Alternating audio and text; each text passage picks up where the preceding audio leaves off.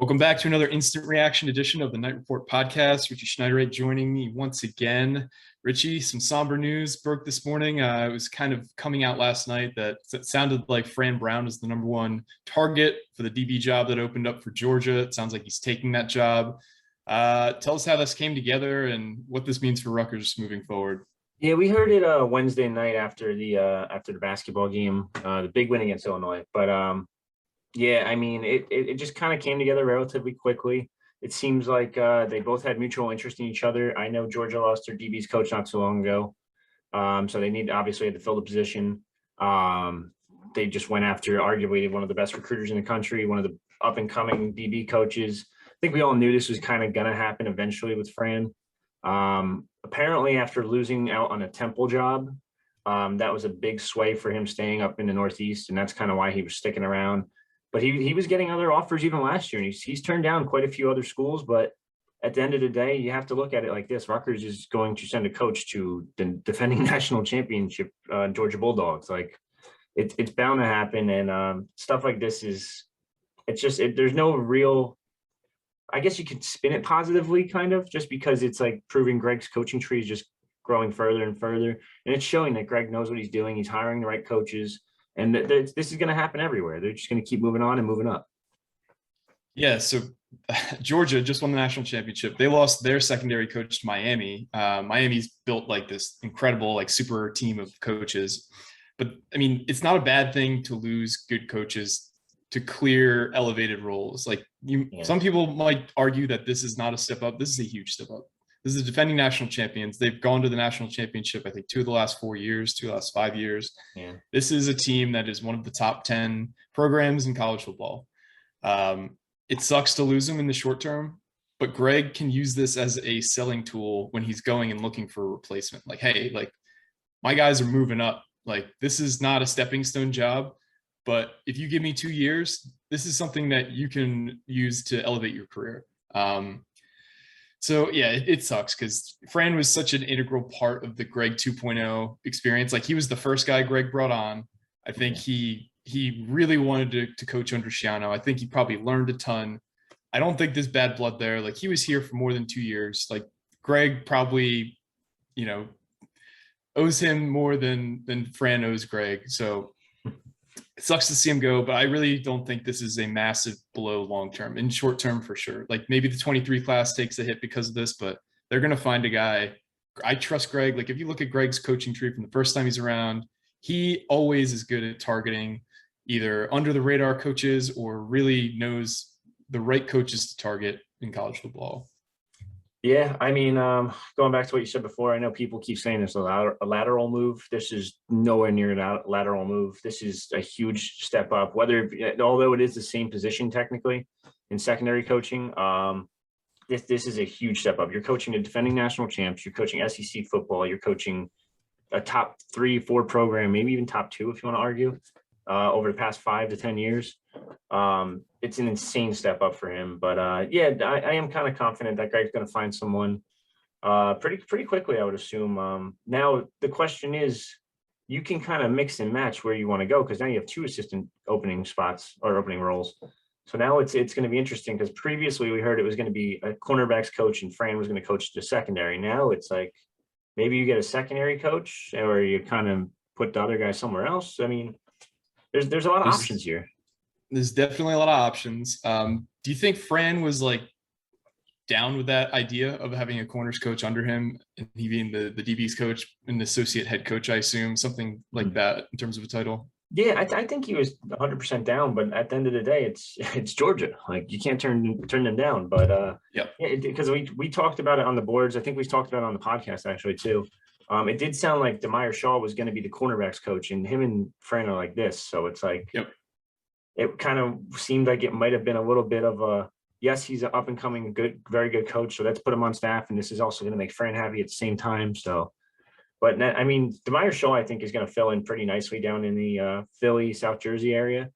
Is he going to be as good as Fran? It's still to be determined just because he's so young and so new. But I do think at the end of the day, you're going to see him being talked about by a lot of recruits. And then in terms of DB's coaches, there's so many options out there you can pick from. Yes, we were kind of talking about this beforehand.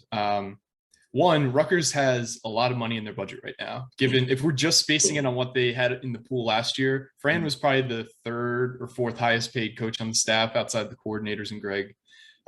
They still have Frazier's opening. Obviously, Frazier's still on staff, so he's still going to be getting paid. And we're getting more money each year being a part of the Big Ten, which if you've seen any of the reports about what the Big Ten is going to get in this TV rights deal, you could spend whatever you want and you're still going to be profiting at some point. Mm-hmm. So, Richie, what names are you hearing as potential fill-ins? And I'm going to throw some at you too, and you could tell me whether or not you think it's possible. Yeah, I mean, the number one name I think that everyone's going to be talking about, there's actually two top names I think everyone's going to talk about, and I'm going to shut down one of them right away. Ross Douglas is not happening. There's a couple of rumors out there. I know everyone's like, oh, we might come back. Like Shauna loved him. Yeah, there's also a rumor out there that he's getting a little bit of a promotion, like a nice promotion with the Patriots. So end of the day, I can't see him leaving the NFL, especially if Belichick's going to hire him as like a whatever it is, full-time assistant coach, position coach, whatever you want to call it. So that one I would probably just cross off the list right away. I'm still going to put him on the hot board because there is a chance that he still could decide to come back to Rutgers, but I think that one's unlikely. The other one I really like is David Rowe. It makes too much sense. Rutgers guy. Where's he at now? Houston Cornerbacks. Okay. So, I mean, Rutgers guy has coaching experience under Holgerson, was at Western Michigan before that. He's produced quite a few solid DBs at both schools, all MAC first team guys, all AAC second team this past season.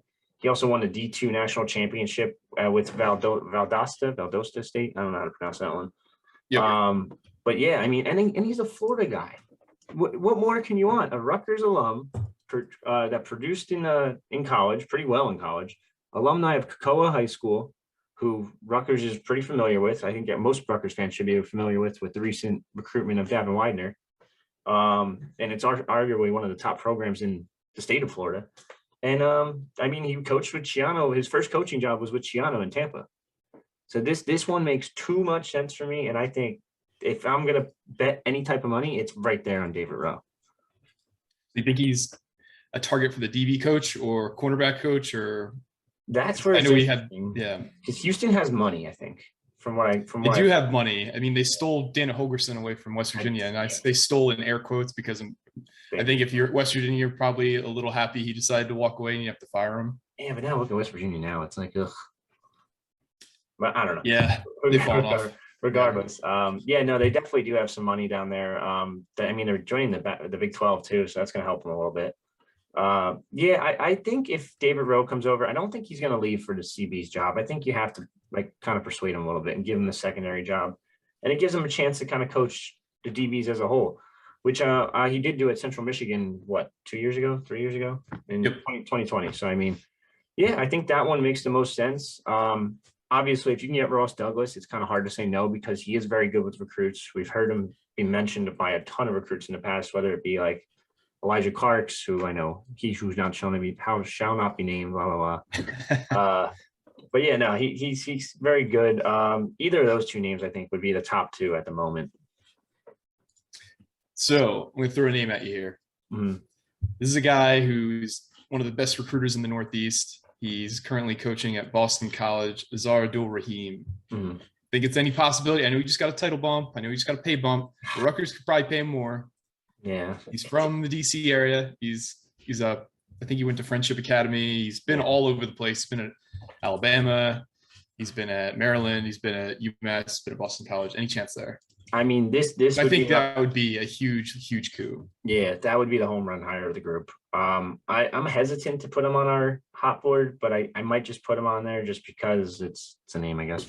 But it is very tough because he is going from he just got a pay bump for now he's associate head coach / DB / defensive pass game coordinator. So there's all kinds of fucking titles they're just throwing at him. They're just like, here's more money. Just you're not DC, just here's more money. Yep. Yeah, so I mean, it makes a lot of sense. He's a hell of a recruiter in the DMV area. He makes perfect sense.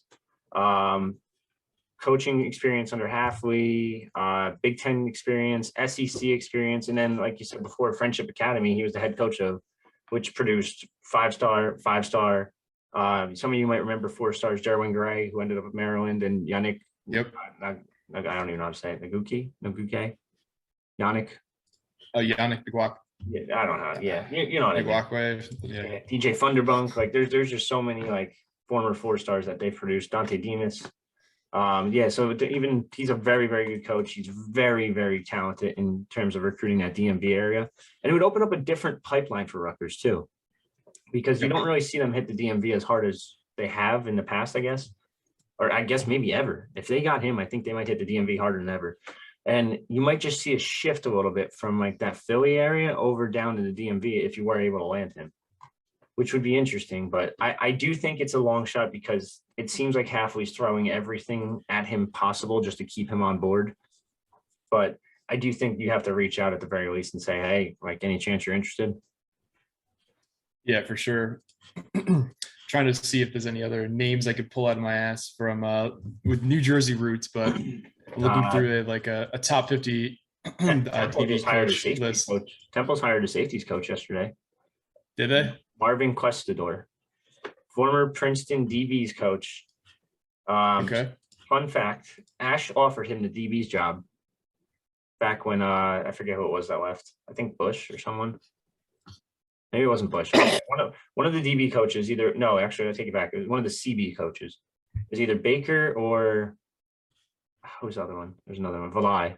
No, Valai was his last year. I think it was Baker. I think after Baker left the first time, he offered Questador the job, and Questador said, "No, I'm staying at Princeton." And that, ladies and gentlemen, is all you need to know about Chris Ash. Yeah, and don't get me wrong, he did get a title bump, and he was like co-DC after that. But it's like Princeton. So I mean, it makes a lot of sense. He's coached with Gleason, he's coached with Ulrich, he's coached with who else did they bring over? Jamal Matunga. There's so many Princeton assistants that have made the jump over to Rutgers now. He was at Western Michigan the past 2 seasons as a cornerbacks coach, and then this past what was it, Wednesday? I think Wednesday they hired Temple hired him as a safeties coach. Now the interesting thing is he was a Rutgers GA back in 2011 under Shiano. Shiano's last year. Interesting. So it's like, would you just leave? Would you just say screw it? Like, fuck this, I'm going up again after like 2 days? Yeah. I mean, I'm just gonna go down the whole list I have right now. Trey Bell makes a lot of sense. Interesting. Yeah, he's at Akron, right? Yeah, again, though, literally just got hired, just got his first full-time assistant coaching job under Jim Moorhead over at Akron. He's the CB's coach. It makes a lot of sense because Marion Bell, former head coach of West Side High School and East Orange High School, both programs that he turned into pretty damn good football programs in New Jersey.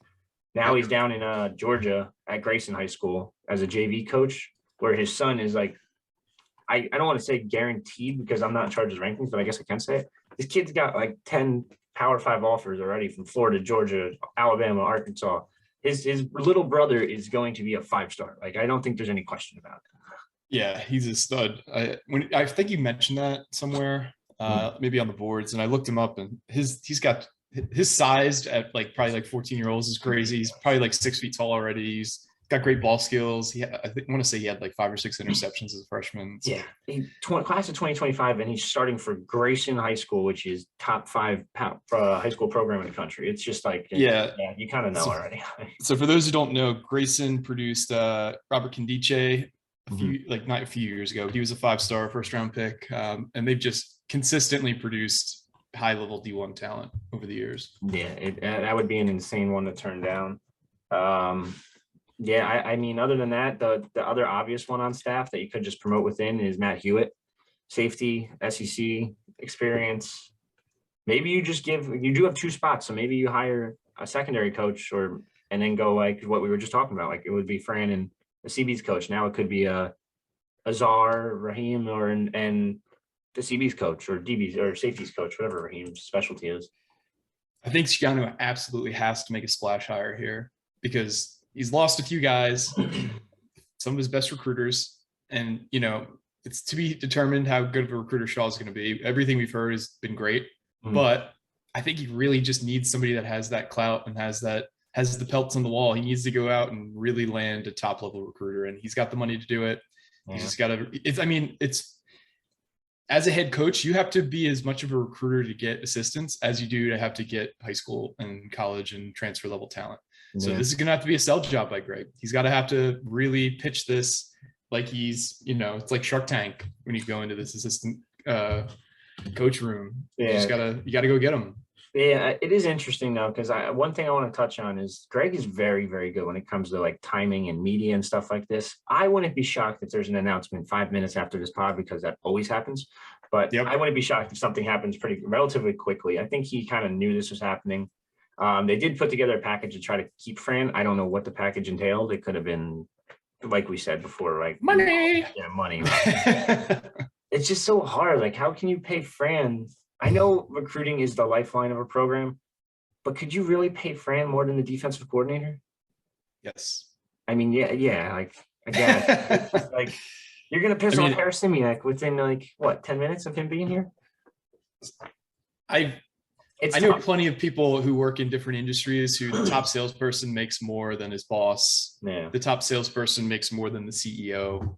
Like, it is what it is sometimes. If you're worth that, you make that. Yeah, it is weird. And then I think that they probably would have given him some kind of position title like that. The same shit. It would have been like defensive pass game coordinator. They're all bullshit titles. It's all just for a money grab. But yeah, it's a way to justify paying them what they're getting paid. Exactly. But he's such a good media manager of the media that I think that there's something's gonna, whether it be big news or he's just gonna try to cover this up and try to like bring the attention back towards Rutgers, and they're gonna be like, everyone might be just like, holy shit, they just pulled who? Like, yeah. And I mean, the further away from the Harris Simiak hire and the Heatherman hire we get, the more I really love those hires. So I really do trust Greg to go in and go get good coaches. Like, it's yet to be seen how good of recruiters those guys are, but they're winning like national assistant coach, national coach of the year at the FCS. Like, they're great coaches. Like, I have no doubt that they're going to come in and actually make an impact. Now he just needs to go get those recruiters, because the recruiters ultimately are the more sought after of the X's and O's versus recruiting strengths in terms of what you look for in an assistant coach. So. Yeah. I mean, and especially when it comes to DB's coaches, they're always like notably the best recruiters around the country. I mean, look at Jay Valai, for example, former Rutgers guy. I think he's like co-DC or something now at Oklahoma. The man just keeps moving up, and like everyone was like, yeah, he's okay here. And it's like, no, he's pretty good. And like, but there's two hands tied behind his back here. It's be real insane. So there's so many DB coaches out there. It's just, I don't know where they look. It's got, you think it's going to be a New Jersey or Shiano connection, but then you see the Heatherman hire and you're like, all right, well then there is a connection there with Harris Simiak. Yep. So maybe they go, is there another Springfield former assistant out there that wants to coach DBs? Apparently they produce every great assistant out there. Yeah, I think what we need to do is just dive into the coaching staffs of places that different guys on our staff currently have been. Like, if we look at like the 2018 Maine football staff, see where those guys were, and take a look at like the JMU coaching staff from this past year. So you see if there's any other studs on that coaching staff. Yeah, I didn't even think to go that far. Like, I'm gonna do that in a second. But yeah, no, I don't know. There's going to be a couple names out there. I do think you reach out, like you said before, though. Harris Simiak not Harris Simiak. Jeez, I'm messing everything up. Raheem out of Boston College probably has to be call number one, you would think, and then go from there. And then it's kind of like, all right, David Rowe, like, hey, you want to come on? Like, or maybe you try to snag both. That'd be pretty big. That would be huge. I don't know. There's going to be some names out there somewhere. Ironically, their DB's coach in 2018 at Maine is the DB's coach at James Madison. Yeah, Matt Burkett. I told you that might be the guy we're looking at. Chaminade High School in California, one of the best. What do you call it? Programs out there. Produced a ton of kids. Coached at UCLA. Let's see, a PA guy. I don't know. Like, it might make sense. We'll see. Played in more to come. I'm sure there's going to be news, like you said, breaking within minutes of us recording this. But and we're gonna have to do it all over again. Yep. what else is going on? We got spring practice starting up in less than a month, probably. Yeah, mid-March, late March. I forget the exact date. They told us the other day, and I just mind blanked. They're going to send out a schedule soon for that. Thursday night game, I think it is. Spring game. Yeah, so the spring game's Thursday night. I want to say it's like April 24th, roughly. Yeah, I mean, I'm intrigued by that. It's not a bad idea. It seems like we talked about it through text. It seems like they're kind of pushing this whole like narrative of whether it be spring game or regular season game, that they want to get a Thursday night, Friday night thing going, which could mean crazy streaming deals or whatever. Oh yeah, if they spun off a weekly, even if it was like a 6 to 8 game package of weeknight games and sold it to like an Amazon or an Apple Plus, like exactly that package would make so much money. And the weird thing is it wouldn't detract from the main TV package at all. Exactly. It's just like producing hundreds of millions of dollars out of thin air. And please don't make it fucking Apple Plus, because I don't want to buy another thing. I know. I'd have to think it would be Amazon, based on they have the Thursday night package now. They have the exclusive rights to that. Yeah, they I'd imagine do the football thing already. Yeah, so they have the infrastructure there. They just hired a new director of like sports programming, who's a Big Ten guy. He went to Michigan, and he went to I think he went to grad school at Northwestern.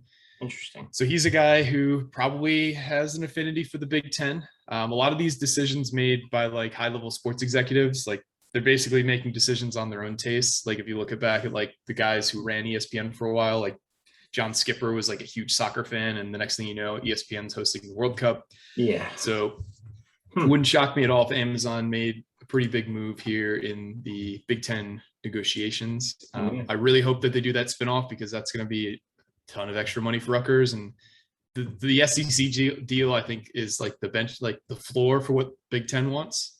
They just signed a deal I think either like last year or 2 years ago, their new TV rights deal.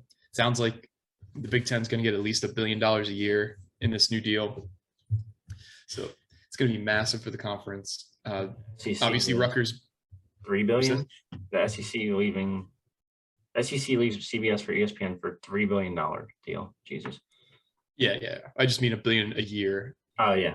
No, I mean they should get every bit of that. It seems like, if not more. It seems like they're kind of just using their.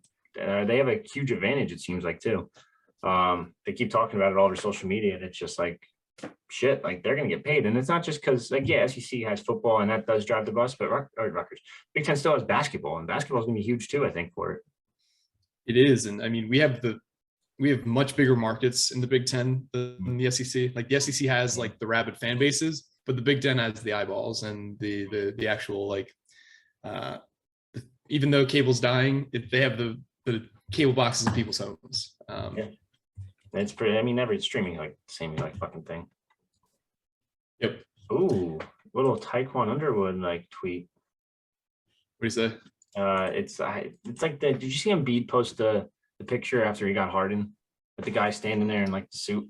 Yeah. Yep. He just did the same thing and said mood. It's a little salty there. Wow, this is. I don't get his deal, man. I'm intrigued by this, because first I saw it the other day when it's like the Nike comment, and he's like checks over stripes. I'm like, you're just busting balls, like whatever. And I do get it. A lot of people do like Nike over like Adidas, whatever nonsense. I like Adidas better, if you can't tell. But now it's getting a little interesting how Taekwon left now. I don't get. Maybe he asked for like a ton more money and Greg turned him down. I could see him walking in and being like, yo, can I get a pay raise? Like, pitch just offer me. And then he's like, no. At the same time, you have to think like how much Greg has done for him. And like, if everybody remembers Taekwon as a recruit, he was very lightly recruited out of Lawrenceville School in Jersey, which is like a prep school that doesn't produce many high-level kids. And he was skinny as a rail. It took him a few years to actually put on some bulk, and he ended up being an outstanding receiver here. Gets into the NFL. He kind of gets kicked around a few places. He obviously like gets on the Patriots, probably because of a lot of the good word Greg gave for him to Bill. And then when Greg's an NFL coach, he signs him in Tampa when he probably didn't deserve to be on an NFL team, or it wasn't really a big time producer, but Greg paid him a few years in the NFL. Then he signs him as his wide receiver coach out of freaking Lafayette. Like, it's not like he had teams beating down the door to make him an assistant. I would not be as shitty on social media as Taekwon's being. It's pretty petty. I don't like it. It is getting a little salty now, and it's like, oh, like I'm just kind of shocked. I did not see this coming. Like, I kind of understood, like, yeah, you're gonna leave, you're gonna get a better position. You got the pass game coordinator title, whatever. Again, another bullshit position. It's just like, here's money. But yeah. I'm intrigued to see how that. I got to learn more about it because Greg is very like mum on this type of stuff, and he's not gonna like let anything out really. So I'm kind of intrigued to learn more about how he left and what happened. We do know obviously Pitt offered, and then I'm sure he probably went right back to Greg. And like I said before, he's like, hey, I just got offered by Pitt. Just want to let you know I'm considering it. And he's probably like, okay, consider it. Yeah. Which is like, not to be mean, but like there's a lot of wide receivers coaches out there. And Demire Shaw is probably going to fill in relatively well, if not better. He's younger. I think he's already he's probably he might be better than Taekwon on the trail. When all is said, when all is said and done, I think Demire Shaw will be a better recruiter than Taekwon will be. Now, given they're different areas too that they recruit, so it's like, I don't know. I saw part of Taekwon's introductory press conference to Pitt, and somebody asked him about his hair, because that always gets asked when he's in a new market.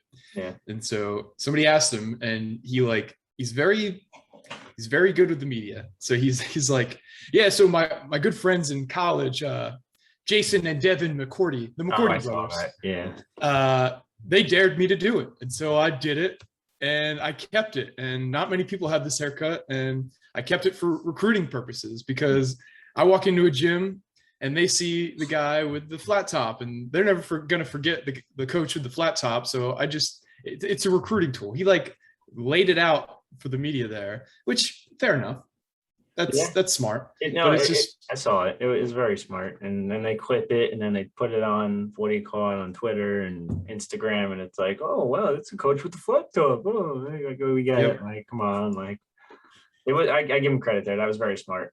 I actually did just have two people text me that said Taekwon really hates Greg, I guess. LOL.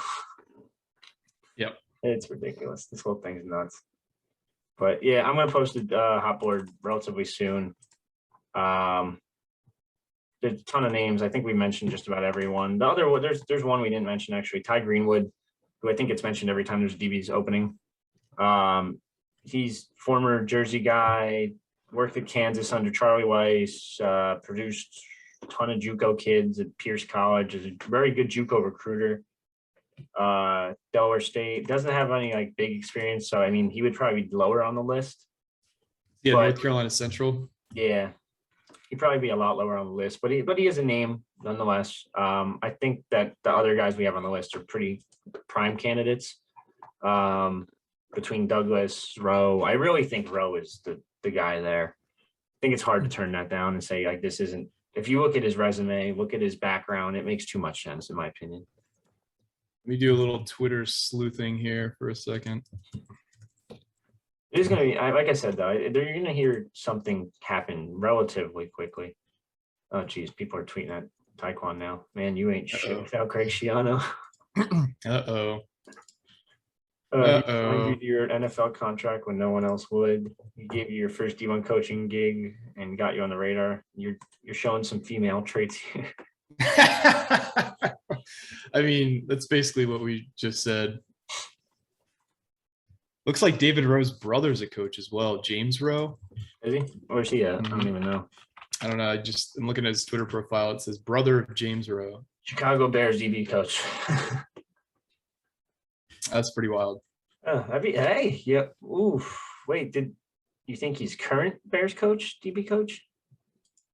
Look it up. I don't know. I'm looking through his getting shit canned, like no surprise, but this is interesting.